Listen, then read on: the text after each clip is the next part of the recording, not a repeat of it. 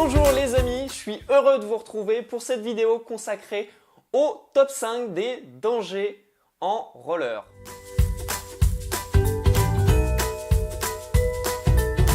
Je tiens à remercier tout le monde pour les commentaires sur mon précédent top, c'est vachement intéressant. En plus, moi, ça me permet de dialoguer avec vous, de voir quelles sont vos attentes et ça me donne des idées pour les prochaines vidéos. Donc, surtout, n'hésitez pas à commenter. Et pour ceux qui veulent me retrouver, vous pouvez aller sur ma page Facebook. Là, je réponds beaucoup plus rapidement et en plus, je mets du contenu supplémentaire. Mais avant toute chose, ce que je veux vous dire sur cette vidéo, c'est que le danger est relatif à chacun. Chacun, en fonction de son niveau, va percevoir les dangers différemment. C'est pour ça que vous pouvez ne pas être d'accord avec moi. On va prendre un exemple tout bête. Quand vous débutez, vous allez considérer les pentes comme un danger car vous ne savez pas freiner. Mais quand vous avez plusieurs années d'expérience, quand vous allez voir une pente, vous n'allez pas la considérer comme dangereuse. Je vais vous proposer les 5 dangers que je considère applicables à tout le monde. Après, soyez libre en commentaire de me dire quels sont les dangers qui vous font le plus peur. Numéro 5, celui que je considère en bas du classement, mais pas l'un des moindres, c'est les chiens. Et surtout, la laisse des chiens. Quand je vois un chien, moi j'ai toujours le réflexe de ralentir parce que vous ne pouvez pas prédire quelle va être sa réaction. Alors d'expérience, ce que je vous dis, c'est que les gros chiens, en général, ils se foutent de vous. Ils ne vont pas bouger. Mais les petits chiens, les petits caniches à la mamie qui est 2 fois plus petit que votre patin, lui, il va attaquer. Pourquoi? J'en sais rien. Mais il y a un autre danger qui est pire que le chien. C'est surtout la laisse. Parce que vous pouvez ne pas la voir. Parce que, imaginons, vous êtes en pleine nuit, le fil est noir. Vous ne voyez pas le fil. Là, ça fait dans tous les films d'aventure, il y a toujours un mec qui se fait piéger par une corde au niveau du sol. Et bien là, ça fait exactement la même chose. Le numéro 4. Le numéro 4, c'est la pluie et l'eau en général. Alors, pourquoi? On va dire, il n'y a rien d'inoffensif à faire du roller sous la pluie. Oui, si vous le faites une fois, il n'y a strictement aucun danger. Ce qu'il faut savoir, c'est que l'adhérence de vos roues va diminuer. Donc jusqu'à là, rien. Le seul problème, c'est que quand vous allez devoir faire des mouvements très amples, et bien là, vous allez déraper. Pour vous donner un exemple un peu plus concret, c'est comme aller faire du roller à la patinoire. Ça dérape énormément. À dire là, je ne voyais toujours pas le danger. Et bien, le danger, il est que déjà, ça vous fait faire des mouvements qui sont un peu bizarres, qui ne sont pas très contrôlés.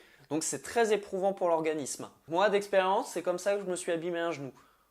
Ah bah, faire 1 km sous la pluie, un jour sur 2, et bah, au bout de 6 mois, j'avais le genou défoncé. Donc, je vous mets en garde contre la pluie.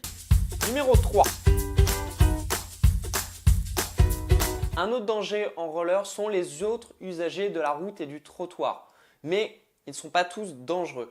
Par exemple, les piétons, ils ne vont pas très vite, donc il est très facile de savoir où est-ce qu'ils vont. Ce qui est dangereux, c'est les piétons qui ont leur téléphone portable et qui sont en train de pianoter dessus, parce qu'ils ne vous voient pas arriver. Donc, moi, ce que je fais dans ce cas-là, c'est que je signale toujours ma position. Comme j'ai toujours des protections aux mains, ce que je fais, c'est que je frappe dans mes mains. Souvent, les gens, ils vont relever la tête. L'autre point, et c'est un point qui est un peu plus compliqué, sont les vélos et les monoroues. Alors, ce sont des appareils qui peuvent aller très vite, qui ne font pas forcément du bruit, surtout pour les monoroues, ça fait absolument aucun bruit et ça, je ne comprends pas pourquoi à l'heure actuelle, on ne leur met pas encore des petits bip bip comme sur les voitures électriques et ils ne font pas forcément attention à vous. Et disons que d'expérience, les vélos, quand vous les faites chier, ils vous le disent.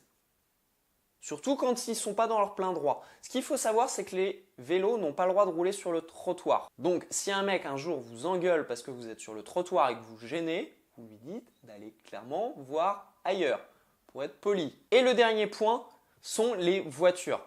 Alors, les voitures, méfiez-vous d'une chose, c'est que quand on vous regarde depuis une voiture, on va supposer que vous êtes un piéton. Sauf qu'en roller, vous vous déplacez 2 fois plus vite. Donc, il arrive assez fréquemment que des voitures n'anticipent pas le fait que vous allez passer au passage pour piéton. Donc, moi, ce que je fais, c'est que je m'assure toujours que le conducteur m'a vu.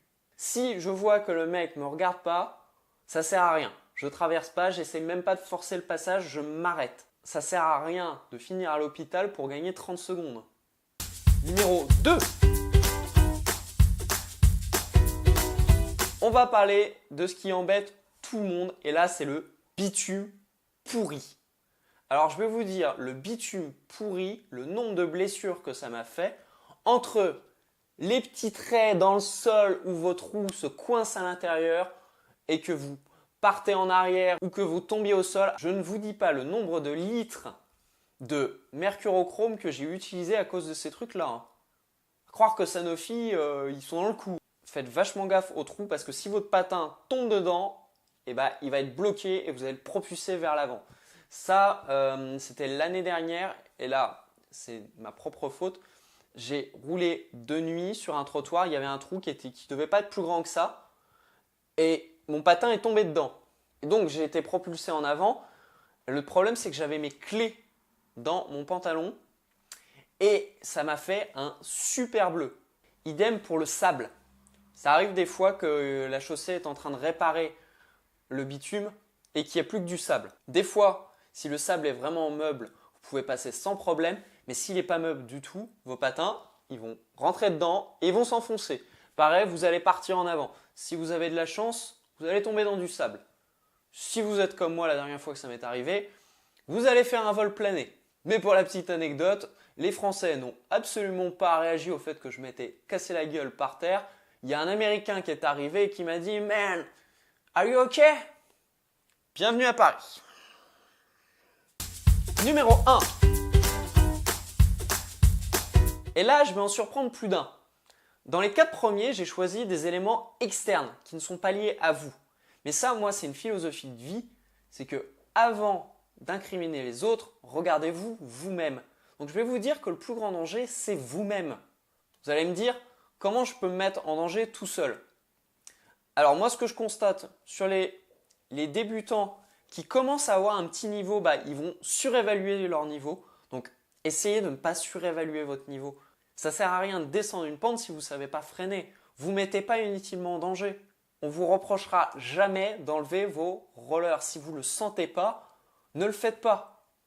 Et ce que je voudrais rappeler, c'est que le roller est un sport qui reste dangereux. L'autre truc, c'est la déconcentration. Moi, la dernière fois que j'ai fini à l'hôpital, je vous en ai déjà parlé sur cette chaîne, je draguais plus que je faisais attention. Résultat des courses, j'ai pas vu la petite ligne dans le sol où mes patins se sont bloqués. Je suis parti en arrière et j'ai eu 2 agrafes dans la tête. J'espère que comme chaque semaine, vous allez alimenter le débat en me parlant des dangers qui vous font le plus peur. Comme ça sera l'occasion qu'on en parle tous ensemble dans les commentaires. N'hésitez pas à vous abonner. Je rappelle, le petit like, ça fait toujours plaisir et moi, ça me permet de voir quelles sont les vidéos qui vous intéressent et mon objectif reste toujours de vous faire progresser. Donc sur ce, on se retrouve dès mercredi. Ciao!